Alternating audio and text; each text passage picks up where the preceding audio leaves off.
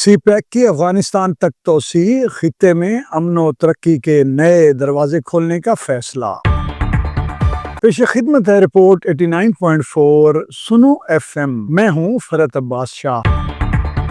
بھارت کی وجہ سے پیدا ہونے والی تاریخی کشیدگی کے بعد چین کی ثالثی سے پاک افغان تعلقات میں بہتری کی امید۔ پاکستان کے نائب وزیر اعظم اور وزیر خارجہ محمد اسحاق ڈار نے کابل میں افغانستان کے قائم مقام وزیر خارجہ ملا امیر خان متقی سے دو طرفہ ملاقات کی، جس میں دونوں رہنماؤں نے پاک افغان تعلقات میں ہونے والی مثبت پیش رفت پر اطمینان کا اظہار کیا۔ اس ملاقات میں تجارت اور ٹرانزٹ کے شعبوں میں نمایاں بہتری کو سراہا گیا۔ تاہم اسحاق ڈار نے زور دیا کہ سیکیورٹی کے میدان میں، خاص طور پر دہشت گردی کے خلاف جنگ میں، مطلوبہ رفتار سے پیش رفت ہونا باقی ہے۔ انہوں نے افغان سرزمین سے پاکستان کے خلاف ہونے والی حالیہ دہشت گردانہ کارروائیوں بشمول تحریک طالبان پاکستان اور بلوچستان لبریشن آرمی مجید بریگیڈ کی سرگرمیوں کی طرف توجہ دلائی اور افغان حکام سے ان گروہوں کے خلاف ٹھوس اور قابل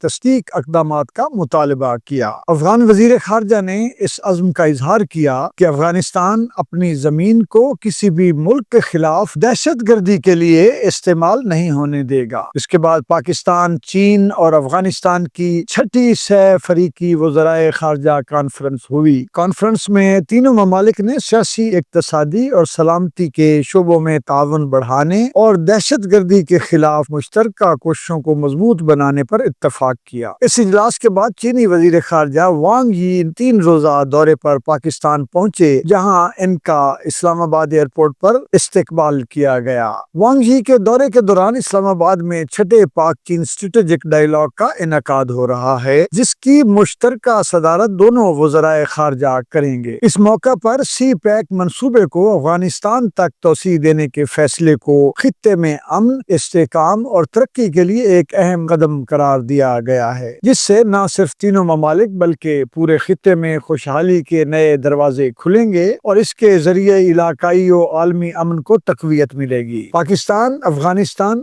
اور چین کے درمیان یہ سہ فریقی تعاون تاریخی طور پر کشیدہ پاک افغان تعلقات میں ایک نئے باب کا آغاز ہے، جس میں چین نے ہمیشہ کی طرح پاکستان کے موقف کی حمایت کرتے ہوئے ثالثی کا کردار ادا کیا ہے۔ پاکستان زندہ باد۔